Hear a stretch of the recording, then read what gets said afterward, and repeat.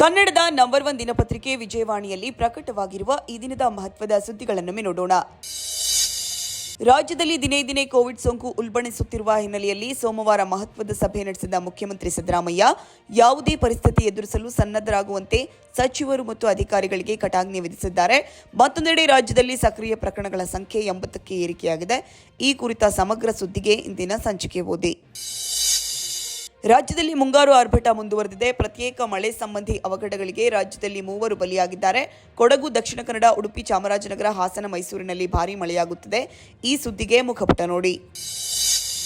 ಮುಂಗಾರು ಅವಧಿಯಲ್ಲಿ ರಾಜ್ಯದ ಇತರ ಭಾಗಗಳಿಂದ ಸಂಪರ್ಕ ಕಲ್ಪಿಸುವ ಘಾಟಿ ರಸ್ತೆಗಳು ಎಷ್ಟು ಸುರಕ್ಷಿತ, ಸದ್ಯದ ಸ್ಥಿತಿಗತಿ ಏನು ಎಂಬ ಸವಿಸ್ತಾರ ಮಾಹಿತಿಯನ್ನು ವಿಜಯವಾಣಿ ರಿಯಾಲಿಟಿ ಚೆಕ್ ಮೂಲಕ ನಿಮ್ಮ ಮುಂದಿಡ್ತಾ ಇದೆ. ಈ ವಿಶೇಷಕ್ಕೆ ಇಂದಿನ ಸಂಚಿಕೆ ಓದಿ. ಕೇಂದ್ರದ ಕಾನೂನು ಸಿವಿಲ್ ಪ್ರಕ್ರಿಯಾ ಸಂಹಿತೆಗೆ ಕರ್ನಾಟಕ ಮಾಡಿದ್ದ ತಿದ್ದುಪಡಿಗಳಿಗೆ ರಾಷ್ಟ್ರಪತಿ ಅಂಕಿತ ಬಿದ್ದಿದೆ. ಇದರ ಅನ್ವಯ ರಾಜ್ಯದಲ್ಲಿ ಸಿವಿಲ್ ಪ್ರಕರಣ ದಾಖಲಾದ ಕೂಡಲೇ ರಾಜ್ಯ ಸಂಧಾನದ ಮೂಲಕ ಇತ್ಯರ್ಥಕ್ಕೆ ಮೊದಲ ಆದ್ಯತೆ ನೀಡುವುದು. ಈ ಪ್ರಯತ್ನ ಕೈಗೂಡದೇ ಇದ್ದರೆ ವಿಚಾರಣೆ ಕೈಗೆತ್ತಿಕೊಂಡು 24 ಗಂಟೆಗಳಲ್ಲೇ ತಾರ್ಕಿಕ ಅಂತ್ಯ ಕಾಣಿಸುವುದಕ್ಕೆ ಈ ಕಾನೂನಲ್ಲಿ ಅವಕಾಶ ಮಾಡಿಕೊಡಲಾಗಿದೆ. ಈ ಸುದ್ದಿಗೆ ಸಮಸ್ತ ಕರ್ನಾಟಕ ಪುಟ ನೋಡಿ.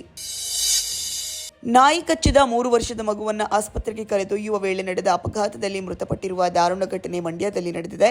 ರಿತಿಕ್ಷಾ ಎಂಬ ಬಾಲಕಿಗೆ ನಾಯಿ ಕಚ್ಚಿತ್ತು. ತಕ್ಷಣ ಮಗುವಿನ ತಾಯಿ ಹಾಗೂ ದೊಡ್ಡಪ್ಪ ಬೈಕ್ನಲ್ಲಿ ವಿಮ್ಸ್ಗೆ ತೆರಳುವ ವೇಳೆ ಸಂಚಾರಿ ಪೊಲೀಸರು ಹೆಲ್ಮೆಟ್ ಧರಿಸದ ಕಾರಣಕ್ಕೆ ತಡೆದಿದ್ರು. ಈ ವೇಳೆ ಬೈಕ್ ನಿಲ್ಲಿಸಿದಾಗ ಹಿಂದಿನಿಂದ ಬಂದ ಕ್ಯಾಂಟರ್ ಡಿಕ್ಕಿ ಹೊಡೆದು 3 ನೆಲಕ್ಕುರುಳಿದ್ದಾರೆ. ತೀವ್ರ ಗಾಯಗೊಂಡ ಮಗು ಸಾವನ್ನಪ್ಪಿದೆ.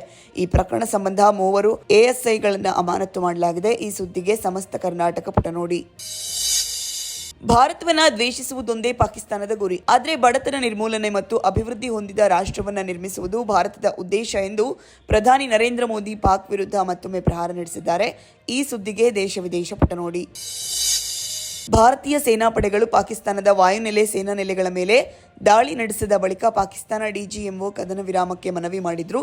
ಆ ಬಳಿಕ ಎರಡೂ ದೇಶಗಳ ಡಿಜಿಎಂಒಗಳು ದ್ವಿಪಕ್ಷೀಯ ಸಭೆ ನಡೆಸಿ ಸೇನಾ ಕಾರ್ಯಾಚರಣೆ ನಿಲ್ಲಿಸಲು ನಿರ್ಧರಿಸಿದ್ವು.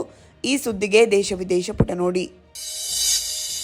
ಭಾರತೀಯ ಷೇರುಪೇಟೆ ಸೋಮವಾರ ಗಣನೀಯ ಏರಿಕೆ ದಾಖಲಿಸಿದೆ.